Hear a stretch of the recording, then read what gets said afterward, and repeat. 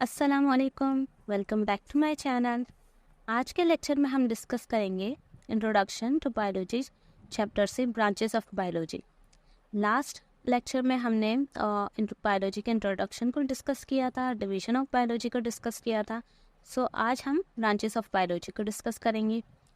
So why do we study branches of biology? हम branches को क्यों स्टडी करते हैं, थोड़ा सा हमें इसका बैकग्राउंड के बारे में पता होना चाहिए। Because we need to understand the structure, functions and many other description of living things. Biology के अंदर हम लिविंग थिंग्स को डिस्कस करते हैं।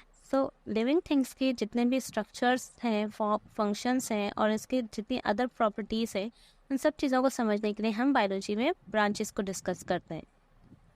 So in 9th class there are 15 branches. 9th class की बायोलॉजी की बुक में 15 ब्रांचेस दी गई हैं। सो हम वन बाय वन इसकी स्टडी करते हैं। Number 1 is morphology. Morphology comes from Greek language. ये दो ग्रीक वर्ड से मिलकर बना है। Morph means form, structure, logos means study. Definition is study of external structure of organism. Morphology के अंदर हम external structure, organism की external structure को डिस्कस करते हैं। एक्सटर्नल स्ट्रक्चर वो होती है लाइक अगर ह्यूमन बींग्स हैं तो उनके आपको जो एक्सटर्नल स्ट्रक्चर नज़र आ रहा है लाइक हेयर्स हो गए, आईज हो गई, ईयर्स हो गए, nose, face, body, legs, hands, ये तमाम चीज़ें जो एक्सटर्नली स्ट्रक्चर हमें नज़र आ रही है, ये तमाम किस तरीके से फॉर्म हुई है, इसका स्ट्रक्चर किस तरीके से बना है, तमाम चीज़ें हम मॉर्फोलॉजी के अंदर डिस्कस करते हैं। Number 2 is anatomy. Anatomy again comes from Greek language और ये दो ग्रीक वर्ड से मिलकर बना है। Ana means part, tom means cutting. Definition is study of internal body parts of living organism by cutting them open. Internal body parts की study living organism की जिसे हम कटिंग करके ओपन करके स्टडी करें। एनाटॉमी में हमें इंटरनल बॉडी पार्ट्स की स्टडी करते हैं और internal body parts for example अगर हार्ट है तो हमें उसकी स्टडी करनी है। उसके 4 चैम्बर होते हैं। अब उसके इंटरनल स्ट्रक्चर कैसा है तो हम उसे कट करके ओपन करके फिर उसकी स्टडी करेंगे कि उसके पार्ट्स किस तरीके से वर्क कर रहे हैं, उसके स्ट्रक्चर इंटरनली कैसे बना है और उनके इंटरनल स्ट्रक्चर में किस तरीके से वर्क हो रहा है। ये तमाम चीज़ें हम उसे कटिंग के ज़रिए ओपन करके इसकी स्टडी की जाएगी। ये तमाम चीज़ें हम एनाटॉमी में डील करते हैं। नंबर 3 पर है सेल बायोलॉजी। सेल बायोलॉजी और लैटिन और ग्रीक लैंग्वेज से ड्राइव किया गया वर्ड है। सेल सेलस से लिया गया है जिसके मायने कंपार्टमेंट और लिटिल स्पेस।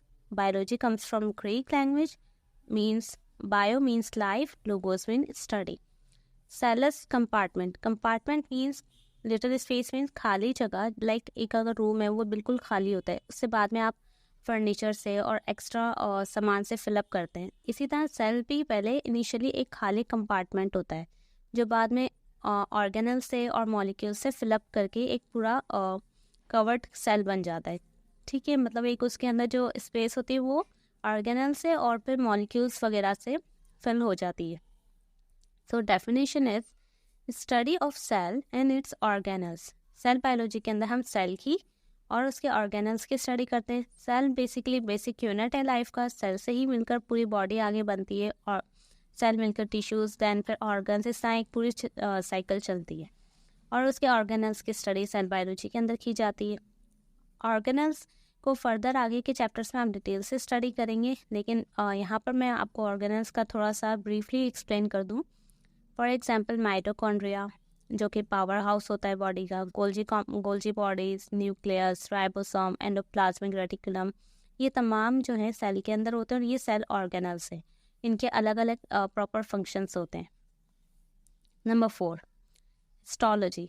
हिस्टोलॉजी भी ग्रीक लैंग्वेज से ड्राइव किया गया वर्ड है। दो ग्रीक लैंग्वेज के वर्ड से मिलकर बना है। Histos mean tissue, logos mean study.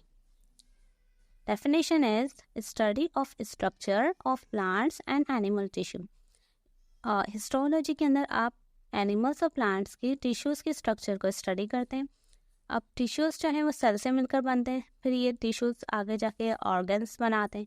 तो जितने भी टिश्यूज़ हैं like cardiac tissues, epithelial tissues, plants में पैरेन्काइमा, कोलेनकाइमा, स्क्लेरेन्काइमा, ये तमाम टिश्यूज़ हैं जो उनके टिश्यूज़ की स्ट्रक्चर की स्टडी हिस्टोलॉजी के अंदर की जाती है।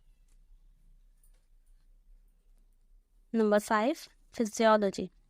फिजियोलॉजी भी ग्रीक लैंग्वेज से ड्राइव किया गया वर्ड है जो फिजिक्स, नेचर, लोगोस, स्टडी, इन 2 लफ्ज़ों से मिलकर बना है। Definition is study about the function of living organism.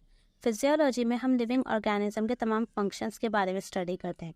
Like function जैसे हार्ट पंपिंग करता है ब्लड की, ठीक है, और इसके अलावा जैसे स्टमक और पूरा जीआईटी जो ट्रैक है हमारा वो डाइजेशन का प्रोसेस कर रहा है, लंग्स रेस्पिरेशन का प्रोसेस कर रहे हैं। इस तरह जो जितने भी बॉडी के अंदर फंक्शंस हो रहे हैं वो कौन सी बायोलॉजी की ब्रांच डील करती है, वो फिजियोलॉजी डील करती है। हमें तमाम फंक्शंस की स्टडी फिजियोलॉजी के अंदर करनी होती है। नंबर 6 पर है टेक्सोनॉमी। टेक्सोनॉमी भी ग्रीक लैंग्वेज से ड्राइव किया गया word. Texas, arrangement, nomos means name, इनसे मिलकर बनाया गया है। डेफिनेशन है study of grouping and naming of living organism. Living organism की ग्रुपिंग टेक्सोनॉमी में की जाती है, उनकी नेमिंग की जाती है। लाइक आपने देखा होगा कि हर ऑर्गेनिज्म का साइंटिफिक नेम एक अलग होता है, कॉमन नेम एक अलग होता है। तो वो जो साइंटिफिक नेम है वो नेमिंग है, और उससे एक ग्रुप यानी किंगडम और फिर उसके फाइलम वगैरह, क्लास, ऑर्डर, ये तमाम चीज़ें जो है, वैसे आपके आगे की वो चैप्टर्स में ये तमाम डिटेल में टेक्सोनॉमी भी डिस्क्राइब की गई है। तो लिविंग ऑर्गेनिज्म की प्रॉपर्टीज़ को देख के जो उनको ग्रुप किया जाता है, उनको ग्रुपिंग की जाती है, उनके नाम साइंटिफिक नेम रखे जाते हैं, वो टेक्सोनॉमी डील करती है। Number 7 is genetics. जेनेटिक्स भी ग्रीक लैंग्वेज से ड्राइव किया गया है। वर्ड जेनेसिस से मिलकर बना है, means origin. Definition is study of heredity about the characters transfer from parents to offspring. इसमें जेनेटिक्स में हम उन कैरेक्टर्स जो पेरेंट्स से ऑफस्प्रिंग में ट्रांसफ़र होता है, हेरिडिटी जो होती है यानी जीन होते हैं, वो इन्फॉर्मेशन जो पेरेंट्स से ऑफस्प्रिंग में ट्रांसफ़र होती है उसे हम जेनेटिक्स में पढ़ते हैं।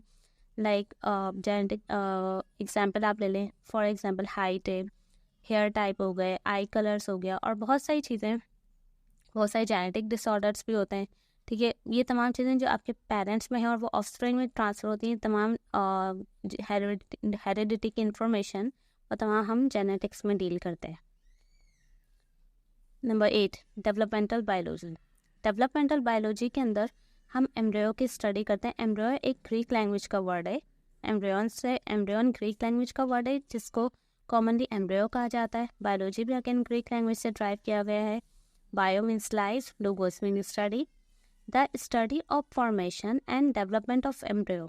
हमें डेवलपमेंटल बायोलॉजी के अंदर हम क्या स्टडी करते हैं कि एम्ब्रियो किस तरीके से फॉर्म हुए और आगे इसकी डेवलपमेंट कैसे हो रही है। एम्ब्रियो क्या है, बेसिकली एम्ब्रियो वो स्ट्रक्चर है जो एग और स्पर्म के फ्यूज़ होने के बाद, फर्टिलाइज्ड होने के बाद, साइगोट के बाद एक नया स्ट्रक्चर फॉर्म होता है, ठीक है। उसके बाद ये किस तरीके से बना है और उसकी आगे डेवलपमेंट, एक ऑर्गेनिज्म में तब्दील होने तक की जो डेवलपमेंट का पीरियड है, वो तमाम हम डेवलपमेंटल बायोलॉजी के अंदर डिस्कस करते हैं।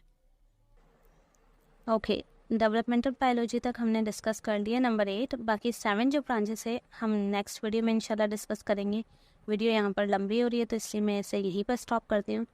सो इसके नेक्स्ट ब्रांचेस की स्टडी के लिए आप ज़रूर नेक्स्ट वीडियो वॉच कीजिएगा। Thank you so much for watching. Bye.